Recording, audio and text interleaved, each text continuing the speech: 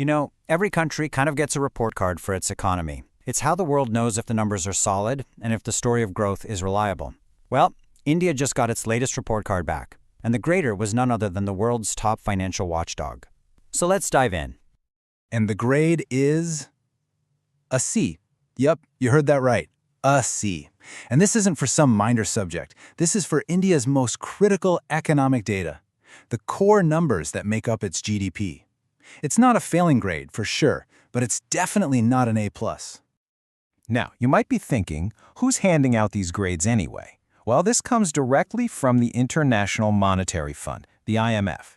These are the folks who check the math for the entire global economy. So when they put out a grade like this, you can bet that governments and big investors are listening very, very closely. So this is the big question, right? For a country like India, which is aiming to be a $5 trillion economy and is one of the fastest growing major economies out there, what does a C on its statistical homework really mean? Is it a big deal? Let's break it down. Okay, so you know how with any report card, the grade is one thing, but the real story is in the teacher's comments. That's exactly what we're going to do now. We're going to look past the letter C and read the notes the IMF left in the margins. So here's the key takeaway. A C does not mean that data is just plain wrong or useless. But what it does mean is that there are, and I'm quoting the IMF here, significant shortcomings. In plain English, that means there are weak spots that make it harder to get a perfectly sharp, clear picture of the economy. It's like trying to drive using a GPS that's just a little bit blurry. And here are the specifics, the actual notes from the IMF. Now, I know this list looks super technical, but stick with me.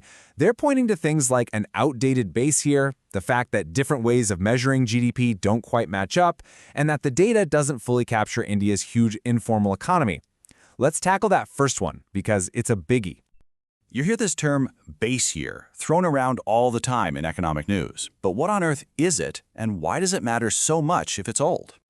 The easiest way to think about it is this. The base year is the starting line. It's the reference point that all economic growth is measured against. Now, India's base year is currently 2011-12. Just think about how much the economy has changed since then. Using a base year that old is like trying to navigate a city today with a map from over a decade ago. New highways have been built, whole neighborhoods have changed. Your measurements are just bound to be a bit off. And here's another really interesting point. There are two main ways to calculate a country's GDP. You can add up the value of everything that's produced, or you can add up all the money that's spent. Now, logically, those two numbers should be pretty much the same, right? What goes in must come out. But the IMF found sizable discrepancies between them. And when the math doesn't quite add up like that, it just raises some questions about the final number.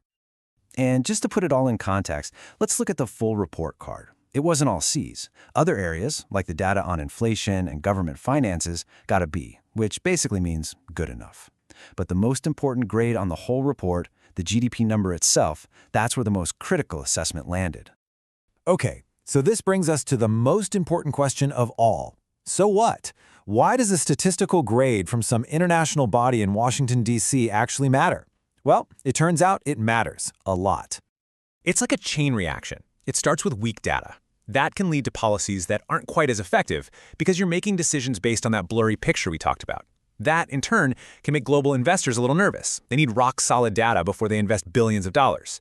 And all of that can put that huge, ambitious goal of becoming a $5 trillion economy just a little more at risk.